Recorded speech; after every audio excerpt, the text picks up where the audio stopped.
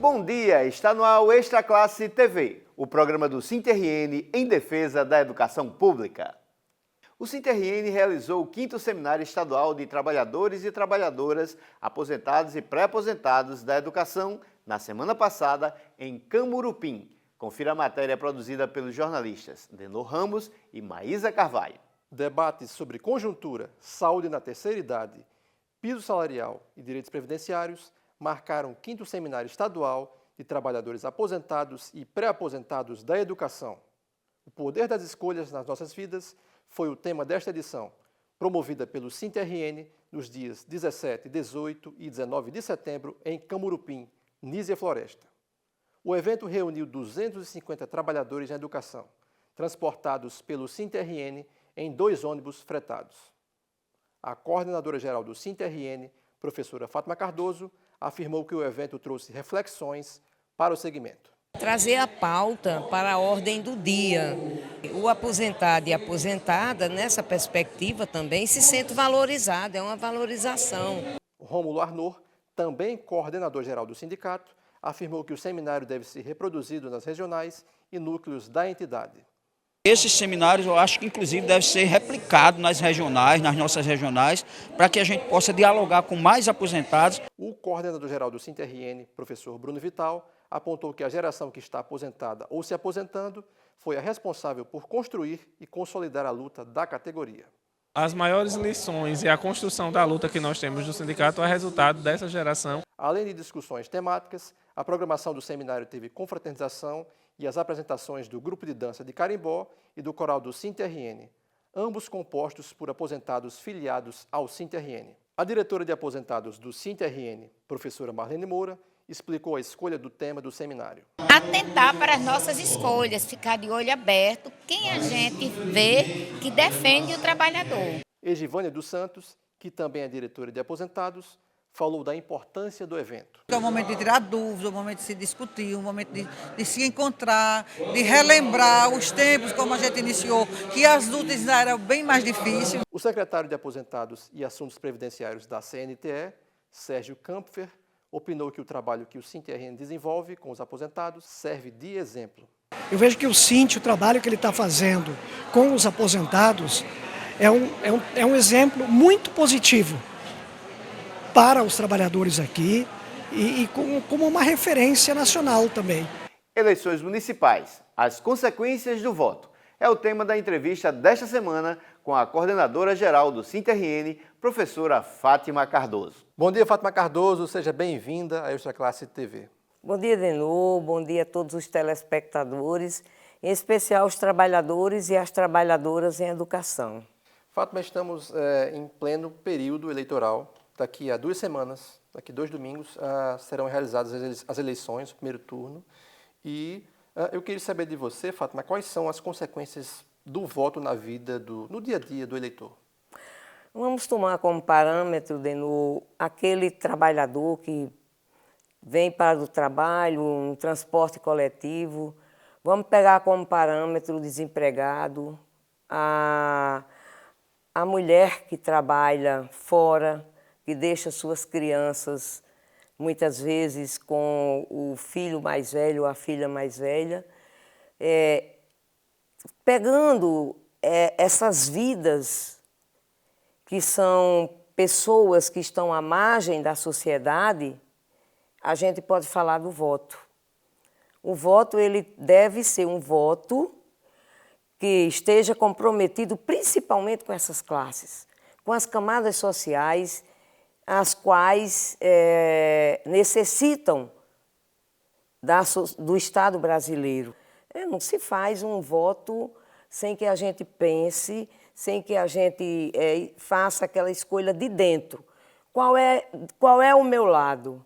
O meu lado é estar com aqueles que necessitam, o meu lado são os meus interesses. Na minha avaliação, o voto deve ser dado àqueles que são comprometidos com a causa dos trabalhadores e das trabalhadoras. Fátima, Álvaro Dias, atual prefeito de Natal, foi reeleito no primeiro turno, lá em 2020. Ele teve mais de 50% dos votos, obviamente, e quase 200 mil votos.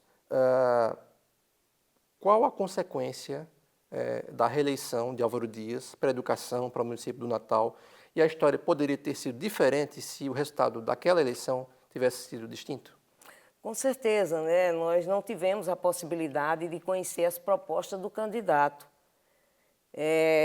Apenas ele tratou da superficialidade, como eu já citei aqui, e isso representou uma enorme perda para a população. E para a educação nem se fale, porque ele não se comprometeu com a educação. Não houve um debate, um compromisso com a educação. E a população não percebeu. Ele não tratou do transporte, ele não tratou da moradia, ele não tratou do emprego, não tratou da saúde e da educação. Eu deixei por último para reforçar. Quer dizer, esses 5 pontos que eu cito aqui é fundamental para um candidato apresentar o compromisso com a população. Ora, se a cidade, ela não pode ficar velha, a cidade tem que ser uma cidade nova. Tem que trazer para a cidade e para a sua população a esperança. E a política tradicional não traz isso. E o povo ainda não percebeu que o seu voto tem uma importância muito grande, que é um momento em que você vai decidir sobre um projeto para a sua cidade. Se você quer uma cidade que se renove, que se modernize, quando a cidade, nós não estamos falando do físico da cidade, nós estamos falando das pessoas. Então, foi um prejuízo assim enorme, Denu. Não houve possibilidade de debate, de dizer, o senhor se compromete com a educação, quais são os pontos que o senhor se compromete? Tanto ele não se comprometeu, que ele está deixando as escolas sucateadas, está deixando um percentual altíssimo de crianças que estão na idade de estar na escola, que estão fora da escola, e para o magistério está deixando um prejuízo de 60% no seu salário. Fátima, rapidinho para a gente encerrar esse bloco, quais critérios o eleitor comum, como também o educador, devem observar quando forem escolher o seu candidato, a sua candidata para prefeito, prefeita e vereador? Primeiro, saber se ele tem identidade com a classe trabalhadora. É fundamental, né? Segundo, a vida prática dessa pessoa tem relação com as políticas públicas na defesa de uma educação pública de qualidade, de valorização profissional, de ter uma saúde qualificada para a população, de ter um meio de transporte, que aqui tem uma vergonha. Além de ruim, o transporte é um conluio do empresariado com o prefeito, né? Você fazer uma análise criteriosa, gente, porque não pode, Denu, e eu vou repetir, ser aquele voto de cabresto. Ah, porque arrumou um emprego para a minha família, eu vou votar. Não, emprego é para existir, emprego é para a população desempregada. Ah, não vou porque eu arranjei uma cirurgia. A saúde é para ser uma saúde pública e não uma saúde do vereador que disse que arrumou uma cirurgia. E para os educadores em especial, é aqui o meu chamamento, companheiros e companheiras, sejam criteriosos, não façam aquilo que vem sendo feito, que vem sendo reproduzido historicamente, que é o voto de cabresto. Ah, mas hoje em dia não tem? Tem o voto de cabresto, sim, daquele que faz a sua lista, que manda a listazinha, que compra o voto no dia da eleição. Isso é voto de cabresto. A gente não pode dizer que esse voto é livre, que é um voto consciente. Portanto, deixo aqui esse recado e chamo a atenção dos educadores e das educadoras para que sejam rigorosos na sua escolha. Ok, Fátima. Nós vamos agora para um rápido intervalo e voltamos já com a Classe TV. O SINT-RN está presente através do site. O site do SINT-RN veicula as últimas notícias da luta do sindicato e da classe trabalhadora. É atualizado diariamente e permite comentários e interação com as redes sociais. Quem acessa o site fica por dentro de todas as notícias das ações do sindicato de forma rápida e dinâmica.